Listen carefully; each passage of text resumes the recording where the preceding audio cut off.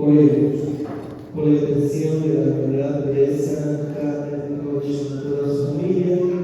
Vamos a pedir también por los hermanos, hermanas, todas las familias que radican en los diferentes lugares de nuestras culturas y en las ciudades